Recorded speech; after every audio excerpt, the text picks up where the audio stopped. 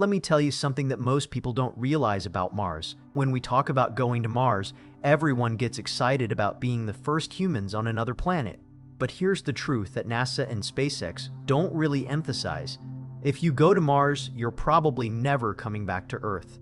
And I don't mean that in a scary way. I mean it's physically, biologically, and practically almost impossible. Before we dive deep into why returning from Mars is so difficult, make sure you hit that subscribe button. We're going to explore some mind-blowing facts about space travel that will change how you think about Mars missions forever. Right now, there are people training to go to Mars. Companies like SpaceX are building plans are being drawn up for colonies on the Red Planet. But what nobody wants to talk about openly is the one-way nature of this journey. Let me explain why. First, we need to understand the basic problem of distance. Mars is not like the Moon. When we went to the Moon in the 1960s and 1970s, it was about 240,000 miles away from Earth. That's far, but it's manageable. The Apollo astronauts could get there in about 3 days. If something went wrong, they could potentially turn around and come home relatively quickly. Mars is a completely different story. The distance between Earth and Mars changes constantly because both planets are orbiting the Sun at different speeds. At its closest approach, Mars is about 34 million miles away from Earth. At its farthest, it's about 250 million miles away. On average, you're looking at roughly 140 million miles between the two planets. This creates the first major problem: timing. You can't just decide to go to Mars whenever you want. You have to wait for what scientists call a launch window. This is when Earth and Mars are positioned in a way that makes the journey possible without using ridiculous amounts of fuel.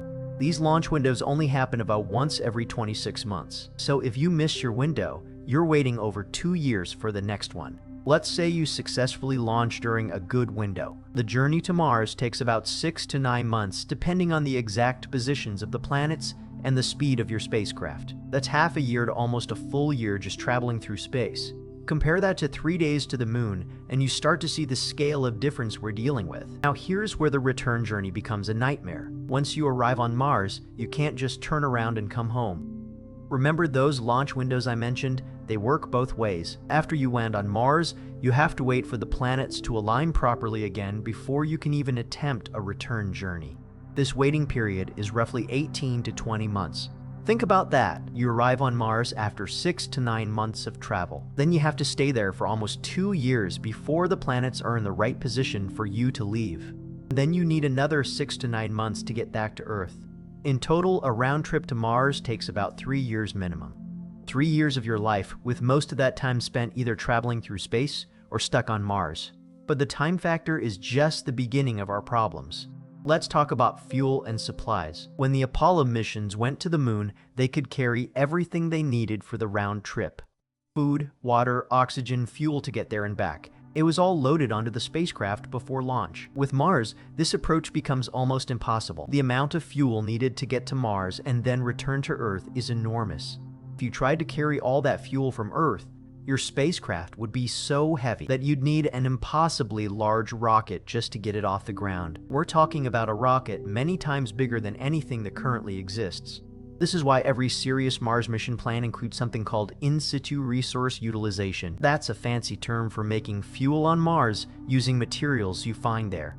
The idea is that you would land on Mars with enough fuel to land safely, but not enough to get home. Then, while you're on Mars, you would manufacture the fuel you need for the return journey. How would this work? Mars has carbon dioxide in its atmosphere and water ice in its soil. Using energy from solar panels or a nuclear reactor, you could theoretically split the water into hydrogen and oxygen and combine the hydrogen with carbon dioxide to create methane and more oxygen. Methane and oxygen happen to be great rocket fuel. Sounds simple, right? Except it's never been done before on another planet. You would need to build and operate a chemical factory on Mars in conditions that are incredibly harsh. The temperature on Mars averages around -80 degrees Fahrenheit. It can get as low as -195 degrees Fahrenheit at the poles in winter. Your equipment has to work perfectly in these conditions, or you're not making fuel and you're not coming home. And that's assuming the equipment arrives undamaged. Remember, you can't just order replacement parts if something breaks. Whatever you bring with you is all you have. If a critical piece of your fuel-making equipment fails, you're stuck on Mars permanently. Let's talk about another huge problem: radiation. This is one of the most serious threats to any Mars mission, and it affects both the journey and the possibility of return. In space, you're exposed to two main types of dangerous radiation. First, there's radiation from the sun, especially during solar flares. Second, there's galactic cosmic radiation, which comes from outside our solar system. On Earth, we're protected from most of this radiation by our planet's magnetic field and atmosphere. In space, you have no such protection. During the 6 to 9 month journey to Mars, astronauts would be exposed to radiation levels about 300 times higher than what you experience on Earth. This dramatically increases the risk of cancer and can damage your organs, your nervous system, and your DNA. Some of this damage is immediate, but much of it is cumulative, meaning it builds up over time and causes problems years later. Now, if you're planning to come back from Mars, you're facing this radiation exposure 3 separate times. First, during the flight to Mars. Second, during your 18 to 20 month stay on Mars, where you're still exposed to radiation because Mars has almost no magnetic field and a very thin atmosphere. Third, during the return flight to Earth, you're looking at roughly 3 years of elevated radiation exposure. Scientists have calculated that this amount of radiation exposure would give you about a 5% increased chance of dying from cancer at some point in your life. That might not sound like much, but it's significant, and the longer you're exposed, the worse it gets. Some researchers believe that the radiation exposure alone might make a round trip to Mars too dangerous to attempt with current technology. Here's something even more concerning. We're not entirely sure what this much radiation does to the human brain. Some studies on mice suggest that cosmic radiation might cause cognitive problems, memory issues, and mood changes. Imagine being on a spacecraft for 6 months, getting irradiated the whole time, and having your brain function start to deteriorate. Now you have to operate complex machinery, make critical decisions, and eventually pilot a spacecraft back to Earth. The risk is enormous. But let's say you somehow solve the radiation problem. Maybe you build a spacecraft with thick walls that block more radiation. Maybe you use water or fuel storage as a shield. You still have to deal with what space does to your body in other ways. The human body evolved under Earth's gravity. Our bones, muscles, heart, and circulatory system all developed to work in an environment where gravity is pulling us down at 9.8 meters per second squared. In space, there's no gravity. On Mars, there's only about 38% of Earth's gravity. This difference causes serious problems. In zero gravity, your bones start to lose density. You lose about 1 to 2% of your bone mass every month you're in space. This happens because your body thinks it doesn't need strong bones anymore. There's no way to support, so why waste energy maintaining dense bones? The same thing happens to your muscles. Without gravity to work against, your muscles atrophy or waste away. Astronauts on the International Space Station have to exercise for about 2 hours every day just to slow down this muscle and bone loss. Even with all that exercise, they still lose significant bone density and muscle mass. And they're only in space for a few months at a time. Imagine what happens during a 3-year Mars mission. By the time you return to Earth after a Mars mission, your bones could be so weak you might break them just trying to walk in Earth's normal gravity. Your muscles could be so atrophied that you can't stand up. Your heart, which has gotten used to not having to pump blood uphill against gravity, might not be strong enough to keep you conscious when you're standing. I want to pause here for a second. If you're finding this information valuable and you want to learn more about space and science, hit that subscribe button now. We put out videos like this regularly, breaking down complex topics in ways that anyone can understand. Recovery from this kind of physical deterioration takes a long time. Astronauts who spend 6 months on the International Space Station often need weeks or even months of rehabilitation when they get back to Earth. After a 3-year Mars mission, you might need a year or more to recover if you can fully recover at all. Some of the bone loss might be permanent. This raises a serious question. Is the human body even capable of surviving a round trip to Mars and recovering afterward? We don't know for sure because nobody has ever spent that long in space or in low gravity. Longest single spaceflight in history was 437 days by Russian cosmonaut Valery Polyakov. That's impressive, but it's still much shorter than a Mars mission would be. Now let's consider another aspect that makes return from Mars extremely difficult: The psychological challenge. Imagine being confined in a small spacecraft with the same few people for 6 to 9 months. You can't go outside. You can't get away from each other. You're eating the same recycled food every day. You're breathing recycled air. You're drinking water that's been recycled from sweat and urine. Everything smells weird because odors don't dissipate in zero gravity the way they do on Earth. You can't take a real shower. You can't open a window. You can't go for a walk. You're completely isolated from everyone else on Earth, with a communication delay that gets longer the farther you are from home. At Mars, the delay is between 4 and 24 minutes one way, depending on where the planets are. That means a simple conversation with mission control has a delay of 8 to 48 minutes between question and answer. Studies on isolated environments, like Antarctic research stations and submarine crews, show that people in these situations often develop psychological problems. Depression, anxiety, insomnia, and conflicts between crew members are common. And those are situations where people can still see the sky, where rescue is theoretically possible, and where the isolation lasts months, not years. On a Mars mission, you're truly alone. If something goes wrong, there's no rescue mission. Nobody can come get you. You're millions of miles from help. The psychological pressure of knowing this, of knowing that every decision could mean life or death, and that you're completely on your own, would be immense. Now factor in the return journey. After spending 18 to 20 months on Mars, living in a cramped habitat, dealing with equipment failures, maybe dealing with conflicts among your crew, you now have to get back in a spacecraft and do another 6 to 9 months of travel. By this point, you've been away from Earth for over 2 years. You're exhausted.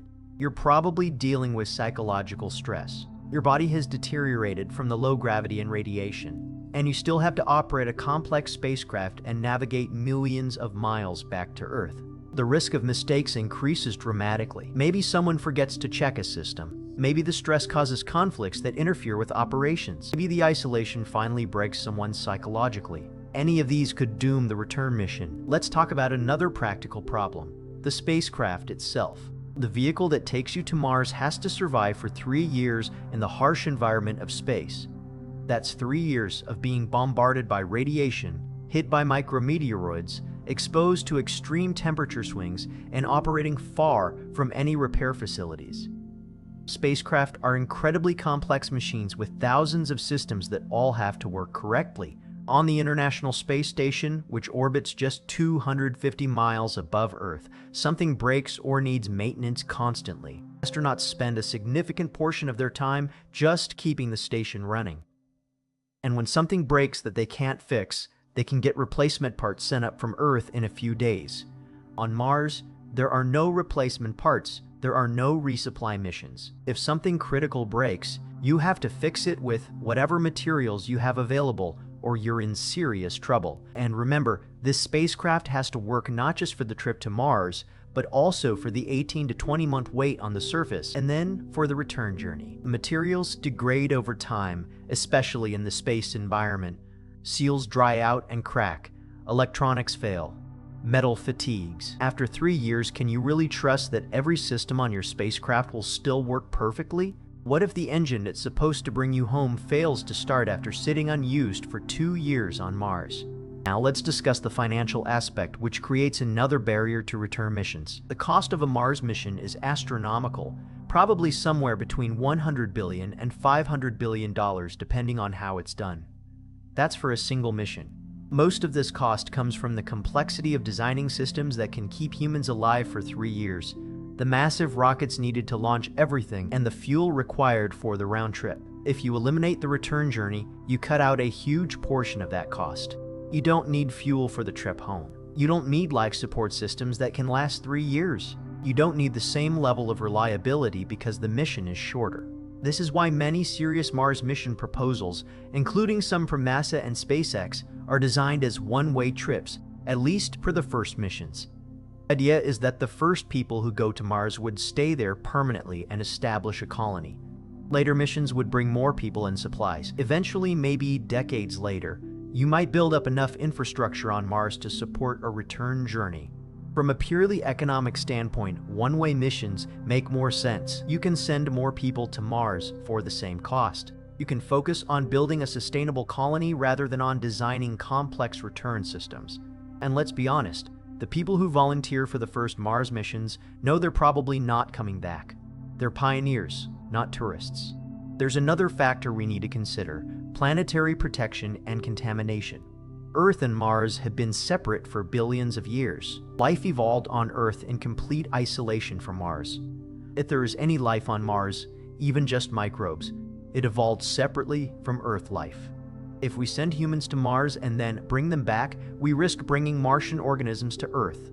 We have no idea what Martian life might do if it got loose on Earth. It could be completely harmless, unable to survive in Earth's environment, or it could be catastrophic, causing diseases we have no immunity to, or disrupting Earth's ecosystems in ways we can't predict. Similarly, we risk contaminating Mars with Earth life. Humans are covered in bacteria and other microorganisms. We shed millions of skin cells every day. Our spacecraft and equipment are covered in Earth microbes, no matter how well we clean them. If we land on Mars, we will inevitably introduce Earth life to the Martian environment. This creates serious ethical questions. Do we have the right to potentially contaminate another planet? If there is life on Mars, do we have the right to expose it to Earth organisms that might outcompete it or kill it? These aren't just philosophical questions. They have real implications for how we design Mars missions. The safest approach from a planetary protection standpoint would be to minimize return traffic from Mars, at least until we thoroughly understand the Martian environment and can develop proper quarantine procedures. This is another reason why one-way missions might be preferable. Let's talk about what life would actually be like on Mars for people who can't come back. Mars is not a friendly environment. The average temperature is -80 degrees Fahrenheit. The atmosphere is mostly carbon dioxide and is so thin that it's almost like being in a vacuum. You can't breathe it. You can't go outside without a spacesuit. If your suit failed, you would lose consciousness in about 15 seconds and die within a couple of minutes. There's no liquid water on the surface. The soil contains toxic chemicals called perchlorates that are harmful to humans. Dust storms can cover the entire planet and last for months, blocking out the sun and reducing the power available from solar panels. The day-night cycle is about 24 hours and 40 minutes, which might seem similar to Earth but is enough to mess with your sleep patterns. Living on Mars would mean spending your entire life in enclosed habitats. You would recycle everything: air, water, waste. You would grow your own food in greenhouses, probably eating a lot of potatoes and other crops that can grow in limited space. You would rarely see the sky with your own eyes. When you did venture outside in a spacesuit, you couldn't feel the wind or touch anything directly. You would live with constant risk. A major equipment failure could kill everyone in your habitat. A puncture in your suit during a spacewalk would be fatal. A dust storm that lasts too long could deplete your power reserves and leave you freezing in the dark. There's no hospital, no emergency services, no rescue if something goes seriously wrong. This sounds depressing, and for many people it would be unbearable, but for others, it would be worth it. The chance to be among the first humans on another planet, to build something entirely new, to push the boundaries of human achievement, that would be worth the sacrifice of never returning to Earth. And here's something interesting: after living on Mars for several years, you might not be able to return to Earth even if you wanted to. Your body would adapt to the lower gravity. Your bones and muscles would adjust to the weaker pull of Martian gravity. Your heart would get used to not working as hard. If you then return to Earth's stronger gravity, it could be devastating. Your bones might not be strong enough to support your weight.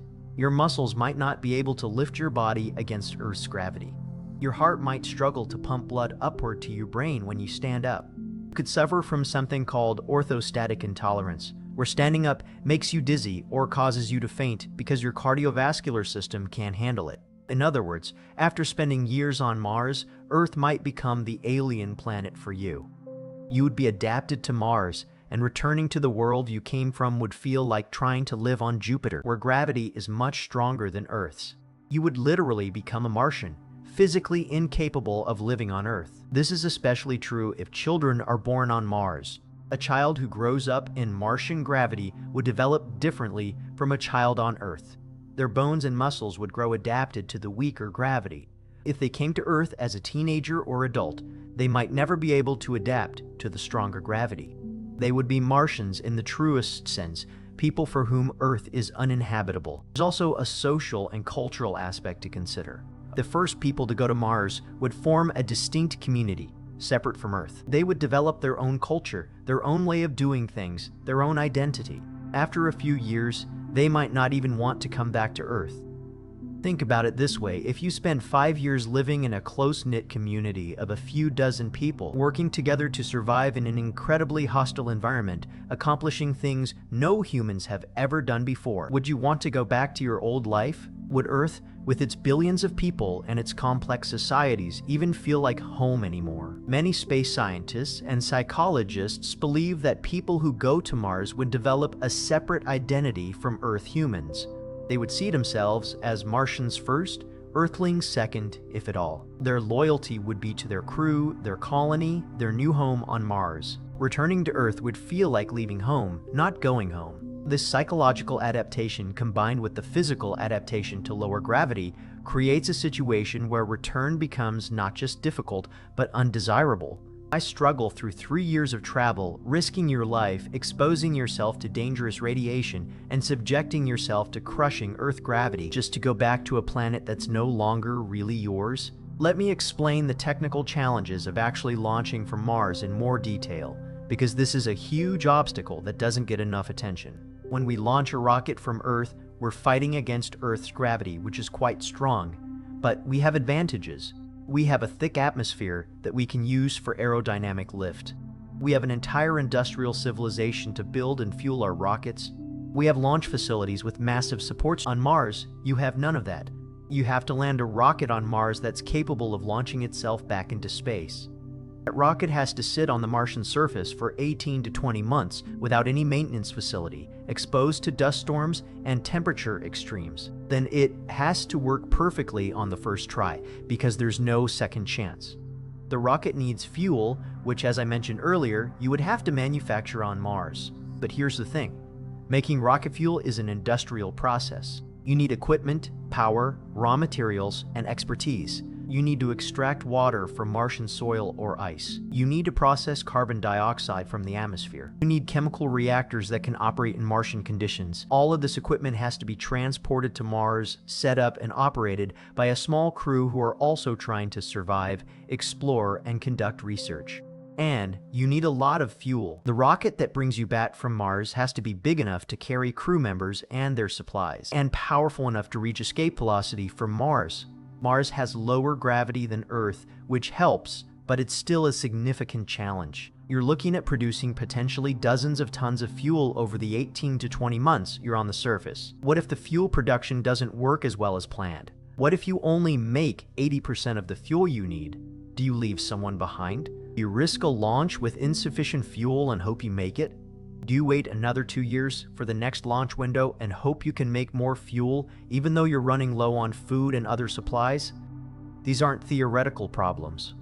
They're real challenges that would face any Mars return mission, and they're challenges with no good solutions. You can't just call for help.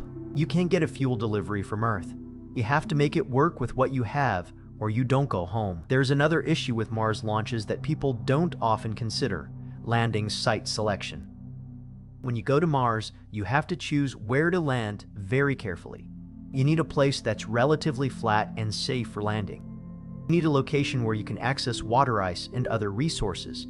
You need somewhere with good solar exposure for power generation. These requirements are already limiting. But if you're planning to launch from Mars and return to Earth, your landing site selection becomes even more restricted.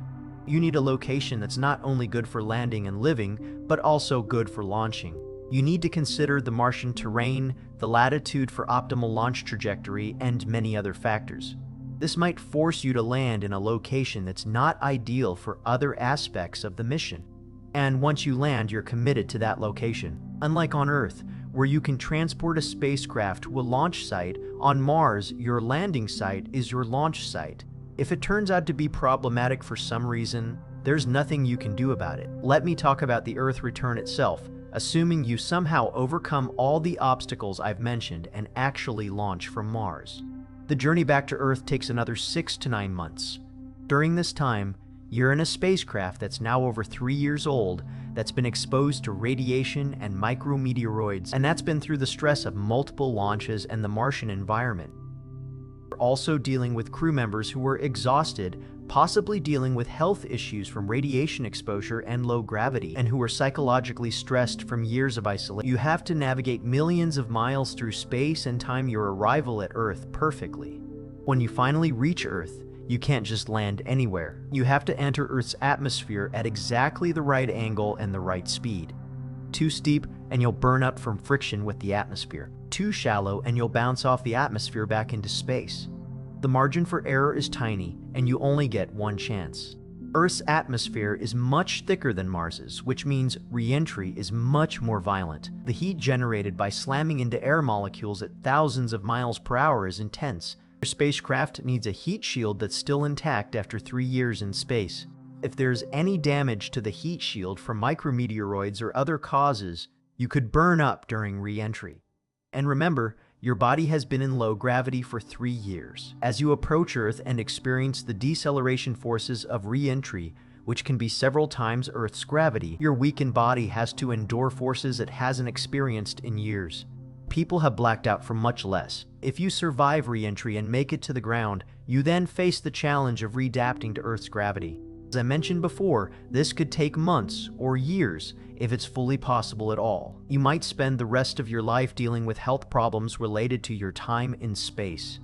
Now let's consider the bigger picture. Why would we even want to bring people back from Mars? I know that sounds like a strange question, but think about it from a practical standpoint. The goal of Mars missions isn't tourism. It's not about sending people to Mars for a visit and bringing them home. The goal is to establish a permanent human presence on another planet. We want to make humanity a multi-planet species to ensure our survival even if something catastrophic happens to Earth. From this perspective, bringing people back from Mars is actually counterproductive. Every person who returns is one less person working to build the Mars colony.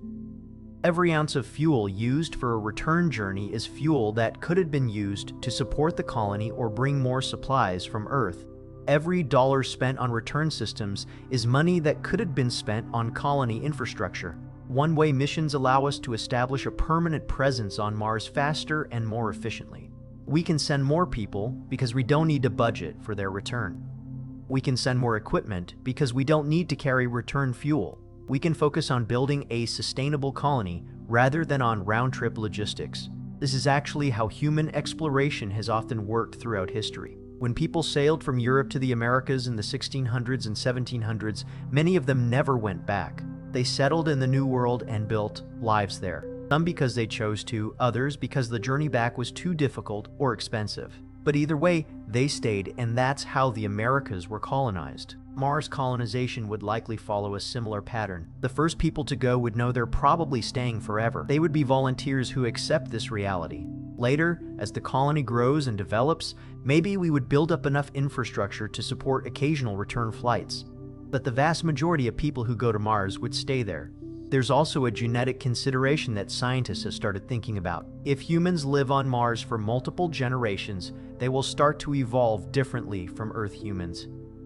Lower gravity, the different radiation environment, the different day-night cycle, all of these would create evolutionary pressures that don't exist on Earth. Over many generations, Martian humans might develop distinct genetic characteristics, maybe stronger bones to compensate for the lower gravity, maybe better DNA repair mechanisms to handle radiation, maybe different sleep patterns to match the Martian day. We don't know exactly what would change, but change would happen. This raises fascinating questions about the future of humanity. Would Martian humans eventually become a separate species? Would they be able to reproduce with Earth humans? How different could they become over hundreds or thousands of years? But in the near term, it creates another barrier to return. If someone is born on Mars, grows up on Mars, and has children on Mars, their genetic lineage is now adapted to Mars. Their descendants might not be physically capable of surviving on Earth at all. They would be truly Martian, with no possibility of return to the ancestral home. Let's talk about some of the proposed solutions to these return challenges and why they're not as promising as they might sound. Some people suggest building a fully fueled return spacecraft in orbit around Mars before sending humans. The idea is that you would send unmanned missions first to deliver the return vehicle and fuel, and only send humans once you know the ride home is ready. This sounds good in theory, but it has major problems. First, it would require multiple missions to Mars to deliver all the components and fuel. Each mission costs billions of dollars. Second, you would have to assemble and fuel a spacecraft in Mars orbit, which is incredibly complex and has never been done. Third, that spacecraft would have to sit in orbit for years waiting for the human mission to arrive, during which time systems could fail or fuel could leak. Others suggest developing much faster propulsion systems that could reduce the travel time to Mars from months to weeks or even days. Technologies like nuclear propulsion or fusion drives could theoretically achieve this. If you could get to Mars in a few weeks instead of 9 months, many of the problems I've discussed become less severe. But these technologies are decades away from being practical, if they're ever practical at all. Nuclear propulsion faces enormous political and safety hurdles. Fusion is still experimental and might never work for spacecraft propulsion. And even if we develop these technologies, they would be incredibly expensive and complex. Some people point to cycling spacecraft as a solution. These would be massive stations that continuously orbit between Earth and Mars, and smaller shuttles would carry people between the planets and the cycling station. This could reduce the cost and complexity of each individual trip. But building a cycling spacecraft would require a massive upfront investment, probably hundreds of billions of dollars. And it doesn't solve the fundamental problems of radiation exposure, gravity effects, or the challenges of actually getting on and off the surfaces of both planets. It makes travel between the planets more routine, but it doesn't make it safe or easy. The reality is that with current technology and foreseeable near-future technology, returning from Mars will remain extremely difficult, expensive, and dangerous. It's not impossible, but the challenges are so significant that for the first several decades of Mars exploration, most missions will be one way. Now I want to address something important. None of what I've said means we shouldn't go to Mars. Despite all these challenges, despite the fact that people who go probably won't come back, Mars exploration is still worthwhile. Going to Mars would be one of the greatest achievements in human history. It would expand our understanding of the universe, our solar system, and our own planet. It would drive technological innovation in countless fields. It would inspire future generations and demonstrate what humanity is capable of when we work together toward a common goal. And for the individuals who go despite the risks and the knowledge that they probably won't return, it would be the adventure of a lifetime. The chance to see and do things no human has ever experienced, to be part of something larger than themselves, to contribute to the survival and expansion of human civilization. Many people would gladly accept those terms. Throughout history, people have risked their lives and left their homes forever to explore new frontiers. Mars is just the next frontier, and there will be no shortage of volunteers willing to go, even knowing they won't come back. But we need to be honest about what we're asking people to do. We need to be clear that a Mars mission is most likely a one-way trip. We need to prepare both the people who go and the people who stay behind for that reality. And we need to make sure that anyone who volunteers for a Mars mission fully understands what they're agreeing to. The first Mars missions will probably be small, maybe just a handful of people. They will be carefully selected for their skills, their physical and mental health, and their ability to handle the isolation and stress. They will train for years before launch, will say goodbye to their families and friends, knowing they will probably never see them again, except through video calls with increasingly long delays. These pioneers will establish the first Mars base. They will conduct research, explore the Martian surface, and begin the work of building a sustainable colony. More missions will follow, bringing more people and supplies. Over decades, a real Martian society will develop. Eventually, probably not in our lifetimes, but maybe in our children's or grandchildren's lifetimes, Mars will have a population of thousands or tens of thousands. They will have their own culture, their own economy, their own way of life. They will see Earth as the old world, the place their ancestors came from, but not really home. And maybe, generations in the future, technology will advance to the point where travel between Earth and Mars becomes routine. Maybe we'll develop propulsion systems that make the journey quick and safe. Maybe we'll figure out how to protect people from radiation and gravity effects. Maybe Earth and Mars will become like different continents, far apart but connected by regular travel. But for the first people who go to Mars, for the pioneers who take those initial one-way trips, Earth will be a memory, a blue dot in the sky, the world they left behind to build a new future on the red planet. They won't come back, not because we don't want them to, but because the universe has made returning just too difficult. Before we wrap up, I want to remind you one more time. If you enjoyed this deep dive into why Mars travelers can't return to Earth, make sure you're subscribed to this channel. We explore complex scientific topics and break them down so everyone can understand them. Hit that subscribe button so you don't miss our next video. The challenges of returning from Mars teach us something important about the future of space exploration. As we move beyond Earth's orbit and venture into the solar system, we're entering an era where space travel is no longer about going somewhere and coming back. It's about going somewhere and staying. This is a fundamental shift in how we think about exploration and colonization. The moon is close enough and accessible enough that we can realistically plan return trips, but Mars, and especially destinations beyond Mars like the asteroid belt or the moons of Jupiter and Saturn, are so far away and so challenging that one-way missions become the only practical option. This changes the psychology of space exploration. It's no longer like climbing a mountain, where the goal is to reach the summit and then return safely. It's more like crossing an ocean to a new continent, where the goal is to establish a new home. The people who undertake these missions need a different mindset. They need to be willing to leave Earth behind permanently. Interestingly, surveys have shown that there are plenty of people willing to do this. When the Mars One project, which was planning to establish a Mars colony through one-way missions, called for volunteers, over 200,000 people applied. Now Mars One turned out to be more of a publicity stunt than a real mission plan, and it eventually went bankrupt. But the response showed that there are many people who would gladly go to Mars even if they could never come back. What motivates these people? For some, it's the spirit of adventure and exploration. They want to be part of something historic, to push the boundaries of human achievement. For others, it's a desire to escape Earth. Maybe they're dissatisfied with their lives here, where they want to start fresh somewhere new. Some are driven by idealism, a belief that humanity needs to become a multi-planet species for our long-term survival, and they're willing to be part of making that happen. Whatever their motivations, these future Mars colonists would be embarking on a journey that's fundamentally different from any exploration humans have done before.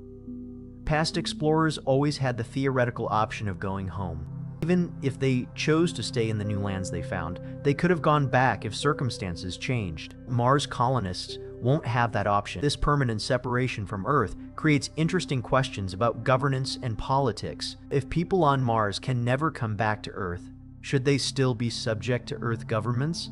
Should Mars colonies be territories of Earth nations, or should they be independent? History suggests that colonies often seek independence, especially when they're separated from the mother country by distance, and when the people living there develop their own distinct identity. American colonies broke away from Britain. Australia, Canada, and other British colonies eventually became independent nations. Would Mars colonies follow the same pattern?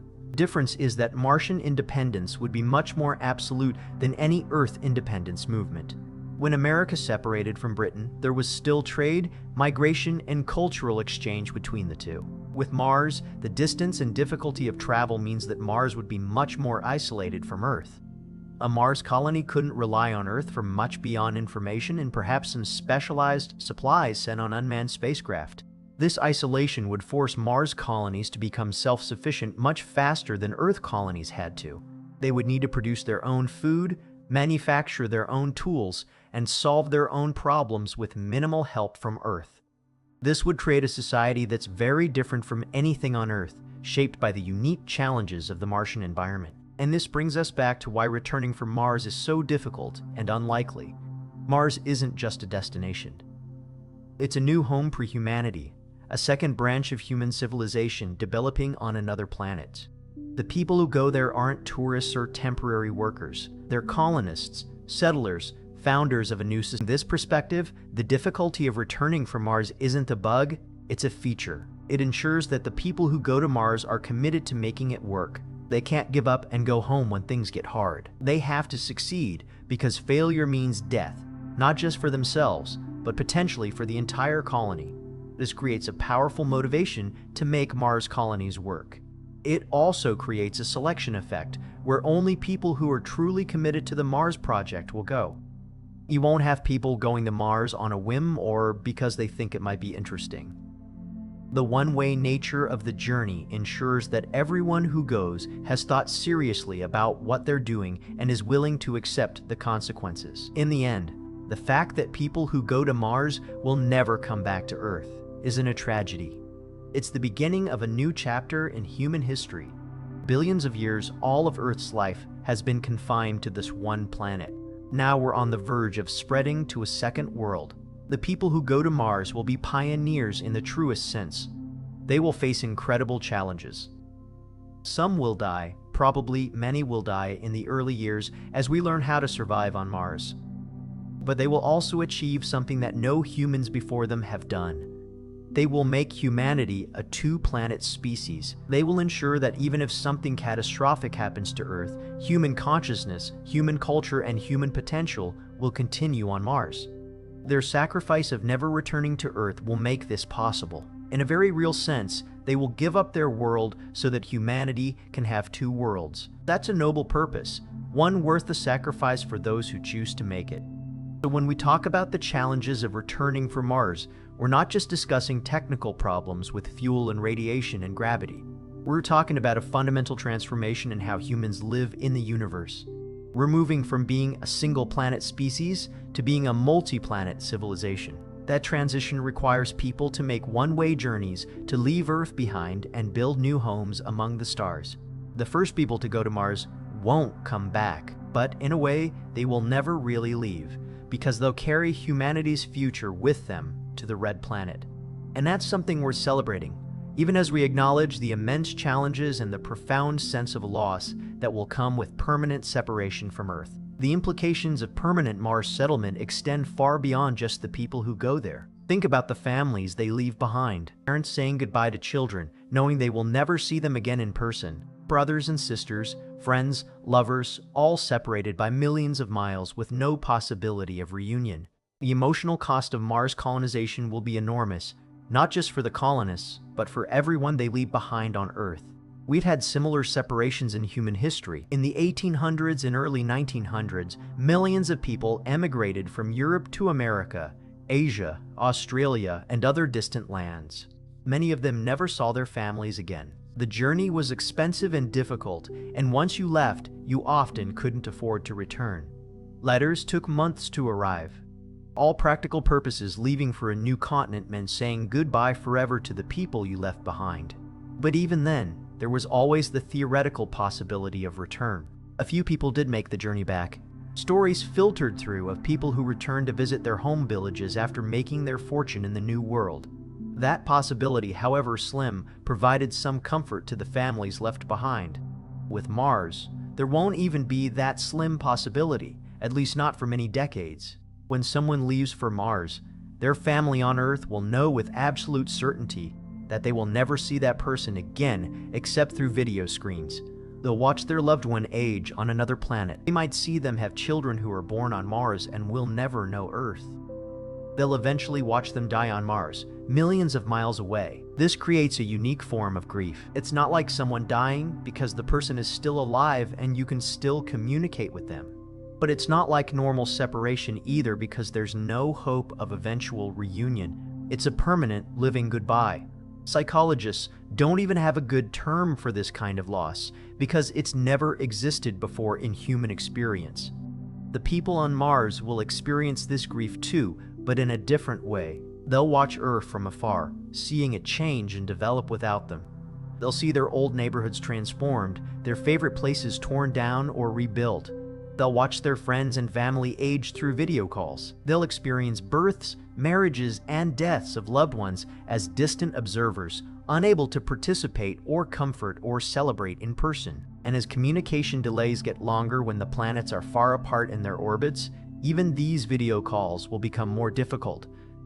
Imagine trying to have a meaningful conversation with your mother when there's a 20-minute delay between question and answer. By the time she responds to something you said, you've moved on to other topics. The natural flow of conversation becomes impossible. Communication becomes more like exchanging video letters than talking. Over time, these relationships will fade. Not because people stop caring, but because the practical difficulties of maintaining connection across millions of miles become too great. The people on Mars will drift away from their Earth lives. They'll form new relationships with the other colonists, create new traditions and customs adapted to Martian life. They'll become Martian in culture as well as in physical location. Meanwhile, on Earth, the families and friends left behind will go through their own process of adjustment. They'll grieve the loss of their loved ones even though those people are still alive. They'll eventually move on with their lives, forming new relationships to fill. The person on Mars will become like a character in a story they once knew, someone from their past rather than part of their present. This social and emotional cost is something that doesn't get discussed enough when we talk about Mars missions. We focus on the technical challenges, the radiation exposure, the fuel requirements, the cost in dollars. But the cost in human relationships and emotional well-being might be even greater than these technical obstacles. Colonists will need to be carefully screened not just for physical health and technical skills, but for their ability to handle this permanent separation. They'll need to be people who can form new attachments quickly, who can find meaning in their work and in building something new rather than in maintaining old relationships. They'll need to be able to say goodbye to their old lives and truly let go, not just physically, but emotionally. This is asking a lot of people. It's asking them to essentially kill their old selves and be reborn as Martian colonists. Some people can do this. Throughout history, there have always been individuals who were willing and able to leave everything behind and start completely fresh. But it's not a common trait. Most people are deeply attached to their homes, their families, their cultures. Asking them to give all of that up permanently is asking for a tremendous sacrifice. And yet, people will make this sacrifice. They already have, in a sense. The astronauts who volunteer for Mars missions know what they're signing up for. They understand that they're probably not coming back, and they're still willing to go. What drives this willingness? Part of it is the desire to be part of something greater than yourself. Going to Mars means being written into history books forever. It means knowing that you helped secure humanity's future. It means achieving something that only a handful of people in all of history will ever accomplish. For people who are driven by this kind of legacy, the sacrifice is worth it. Part of it is the appeal of the frontier. There are people who are never quite comfortable in established society. They feel constrained by rules and traditions that they had no part in creating. The idea of going to Mars and building a new society from scratch where they can help establish the rules and norms is incredibly appealing to these individuals. Mars offers something that doesn't exist on Earth anymore. A true frontier where small groups of people can shape their own destiny. And part of it, honestly, is that some people don't have much keeping them on Earth. They don't have close family ties. They don't feel connected to any particular place or community. They're looking for a fresh start, for a place where they can matter in a way they don't feel they matter on Earth. Mars offers that opportunity. This last group might actually be the most important for successful Mars colonization. People who are deeply embedded in Earth society would struggle with the separation, but people who already feel somewhat disconnected from Earth would find it easier to fully commit to becoming Martian.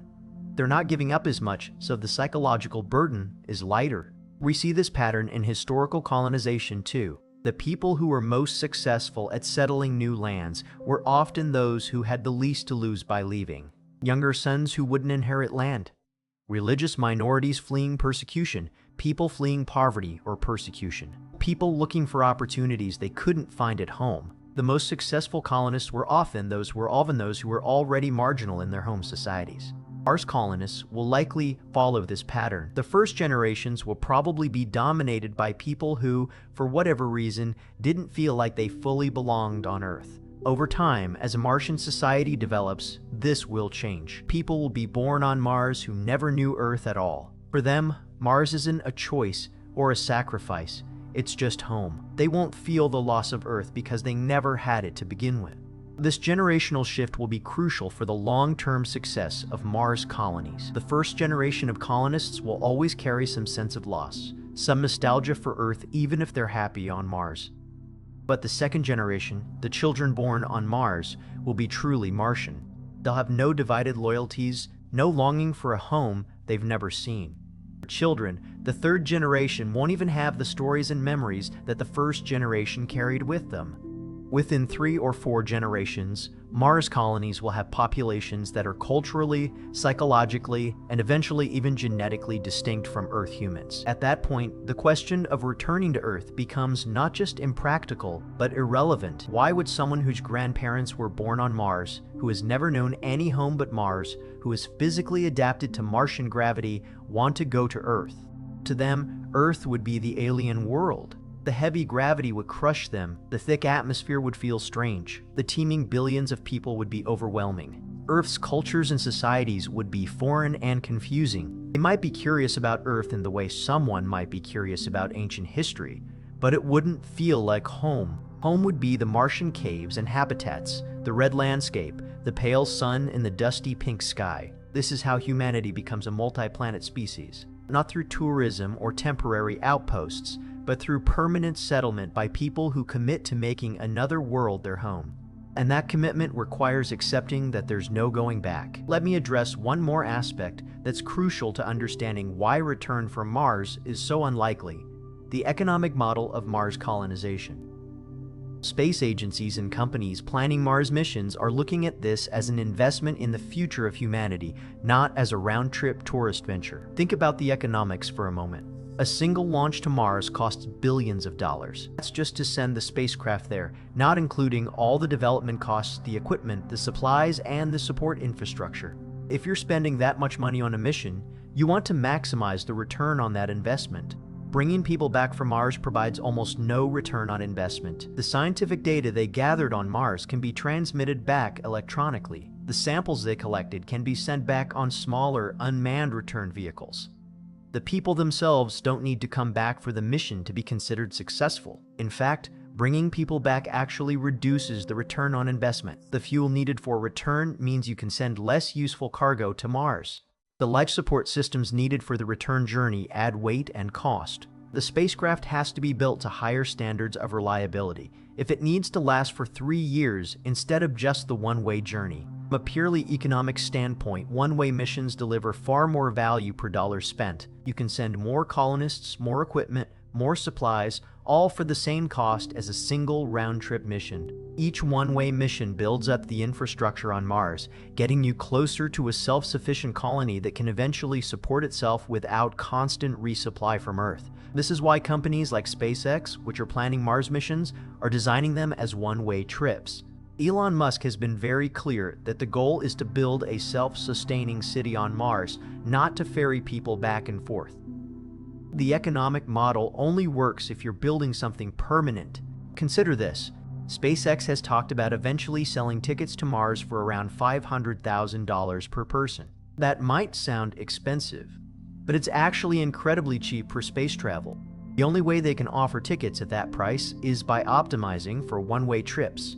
If they had to budget for return journeys, the price would probably be $5 to $10 million per person, putting it out of reach for all but the wealthiest individuals. At $500,000, Mars becomes accessible to a much larger pool of people. It's still expensive, but it's within reach for successful professionals who are willing to sell everything they own for a chance to go to Mars. It's in the range where governments and organizations might sponsor people to go. It's low enough that you could realistically build a colony of thousands of people over a few decades. But this pricing only works if the missions are one way. The moment you start planning for returns, the economics fall apart. Back to space travel being something only nations can afford, with missions happening once a decade rather than multiple times per year. This economic reality shapes the entire future of Mars colonization. It determines who can go, how many can go, and what kind of society develops on Mars. And it reinforces the fact that people who go to Mars are there to stay.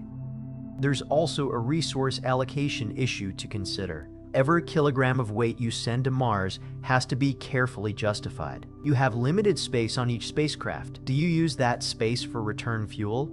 Or do you use it for additional life support equipment, tools, building materials, or another person? If your goal is to establish a thriving Mars colony, the answer is obvious. You send more people and more equipment, not return fuel. Every mission should add to the colony's capabilities and population, not waste precious cargo capacity on enabling returns that don't serve the colony's long-term interests. This doesn't mean that return trips will never happen. Eventually, As the Mars colony grows and develops its own industrial capacity, it will become possible to manufacture return vehicles on Mars. Once you have factories on Mars producing steel, electronics, and rocket fuel, you could theoretically build spacecraft entirely on Mars and send them to Earth. But we're talking about a mature Mars civilization with millions of people and a fully developed industrial base. This is decades, or more likely centuries, in the future. For the first several generations of Mars colonists, return to Earth simply won't be an option. And here's something interesting. By the time return trips become technologically and economically feasible, the people on Mars might not want to come back. They'll have built lives on Mars, they'll have families, careers, communities. Earth will be a distant planet that their ancestors came from, not home. We can see parallels in Earth's history. When the first Europeans settled in the Americas, they came from countries that were far more developed than the colonies they were founding. Europe had universities, cathedrals, libraries, all the trappings of civilization. The American colonies were rough frontier settlements by comparison. Yet the colonists didn't abandon America and go back to Europe as soon as they could. They stayed and built new civilizations. Yes, some people did return to Europe, but the vast majority stayed. They raised children who had never seen Europe. Those children raised grandchildren who thought of themselves as American, not European. Within a few generations, the connection to the old world had faded. Mars will follow the same pattern, except more extreme because of the physical barriers to return. The first generation of Mars colonists will remember Earth. Second generation will know Earth only through stories and video footage. The third generation will think of Earth the way you might think of the country your great-grandparents came from. Intellectually interesting, perhaps, but not really relevant to your life. By the fourth or fifth generation, Mars will have its own history, its own heroes, its own defining moments that have nothing to do with Earth. The day the first Mars baby was born, the year the colony became self-sufficient in food production, the crisis that nearly wiped everyone out but was overcome through determination and ingenuity. These will be the stories that Martian children grow up hearing, not stories about Earth. At that point, the psychological separation from Earth will be complete. Mars will be home in every sense that matters, and the question of returning to Earth will seem as strange to Martians as the question of whether Americans should all move back to Europe seems to us today. Let's talk about some of the more speculative but fascinating long-term implications of humans permanently settling on Mars. Over very long time periods, we're talking thousands of years or more, the human populations on Mars and Earth will begin to diverge evolutionarily.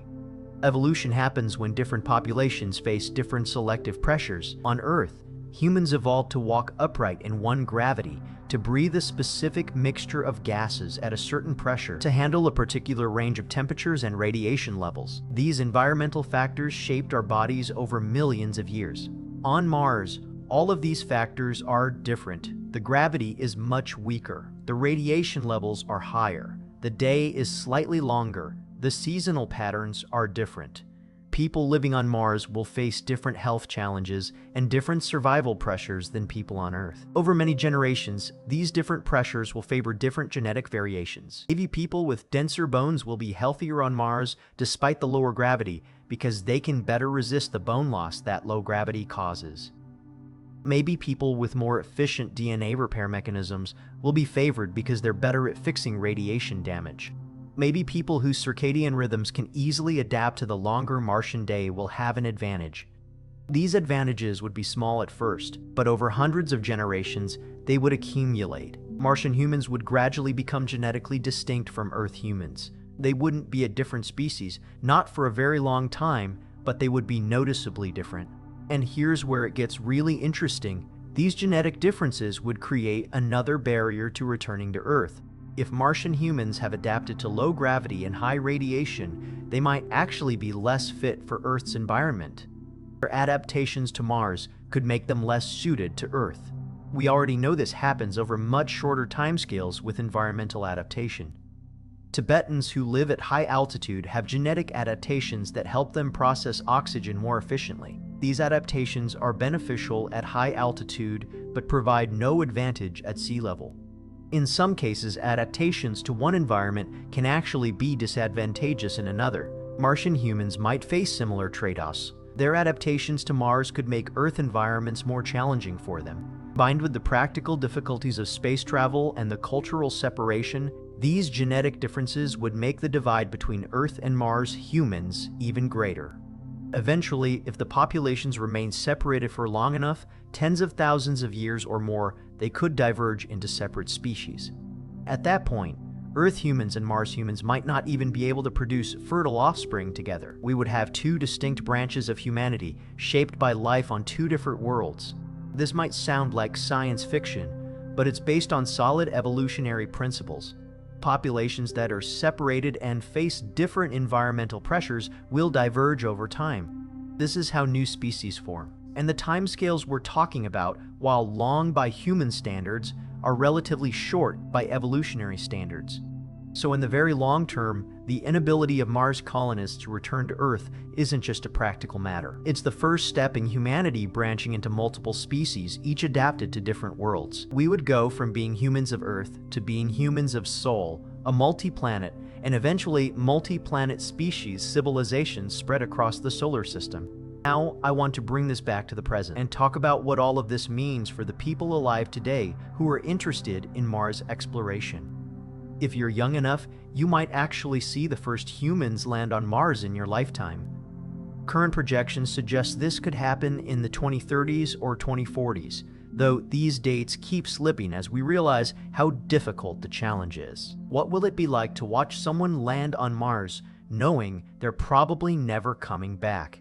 How will society handle sending people on one-way missions? These are questions we'll have to grapple with in the coming decades. There will probably be significant public debate about the ethics of one-way Mars missions. Some people will argue that it's wrong to send people on missions they can't return from, that it's too dangerous, that we're essentially sending people to their deaths even if that death might be years or decades away. Others will counter that the colonists are volunteers making an informed choice, that the risk is worth the reward, and that this is how human progress has always worked. Explorers and pioneers have always taken risks, and society has benefited from their courage. This debate will be intense, emotional, and probably divisive. It will force us to think hard about questions of risk, choice, and the value of human life versus human achievement. There are no easy answers, but ultimately, barring some dramatic technological breakthrough that makes Mars return much easier than it currently appears, the first Mars missions will be one way. The people who go will know this. They'll have months or years of training to come to terms with it, say their goodbyes to Earth and everyone on it, and then they'll go. They'll strap into a spacecraft, blast off from Earth, and begin a journey that will take them millions of miles away from their home planet. They'll spend months traveling through the void of space. They'll arrive at a barren, frozen desert world, and they'll spend the rest of their lives trying to turn that desert into a home. Some will succeed. Some will thrive on Mars, finding fulfillment in the challenge and the purpose. They'll build habitats, grow food, raise children, and slowly transform a dead world into a living one. They'll look back on their choice to leave Earth as the best decision they ever made. Others will struggle. They'll be lonely, homesick, depressed. They'll regret their choice but have no way to undo it. They'll live out their lives on Mars not because they want to, but because they have no alternative. Some might not survive the physical or psychological stress. This is the reality of being a Mars pioneer. It's not a glamorous adventure where everything works out perfectly. It's a desperate struggle for survival in the most hostile environment humans have ever tried to live in, with no safety net and no way home. And yet, despite knowing all of this, people will still volunteer to go. Because humans are driven to explore, to push boundaries, to see what's beyond the next horizon. Because some people would rather die trying to do something extraordinary than live a safe, comfortable, ordinary life. Because the dream of walking on another world, of seeing Earth as just another star in the sky, is powerful enough to override even the instinct for self-preservation. These are the people who will go to Mars, not because they're reckless or suicidal, but because they've weighed the risks against the rewards and decided that the chance to be part of humanity's greatest adventure is worth the sacrifice of never coming home. In the end, the story of why people who go to Mars will never come back to Earth is really a story about human nature. It's about our drive to explore, our willingness to sacrifice for something greater than ourselves, and our ability to adapt to new environments, no matter how hostile. It's about the practical realities of distance, fuel, radiation, and gravity that make space travel incredibly difficult. It's about the economic and political factors that make one-way missions more feasible than round trips. It's about the biological and psychological changes that happen when humans live in environments they weren't evolved for. But most of all, it's about the future. Future where humanity isn't confined to one planet, where we have backup copies of our civilization on other worlds, where the destruction of Earth wouldn't mean the extinction of our species. That future is only possible if people are willing to leave Earth behind and make new homes among the stars. The people who go to Mars and never come back aren't losing their home. They're finding a new one. They're not giving up their future. They're creating a future for all of humanity. They're not dying alone on a frozen desert planet. They're living as founders of a new branch of human civilization. This is why anyone who goes to Mars will never come back to Earth. Not because they can't, though, that's part of it, but because once they've been to Mars, once they've seen what it's like to live on another world, once they've become part of the Mars colony and the mission to make humanity multiplanetary, they won't want to come back. Earth will always be where humanity came from, but Mars, and eventually other worlds beyond, will be where humanity is going. And you can't reach the future by clinging to the past. If you found this exploration of Mars colonization fascinating, make sure you subscribe to our channel. We break down complex scientific concepts and help you understand the amazing universe we live in. Thanks for watching, and remember, the future is out there, waiting for those brave enough to reach for it.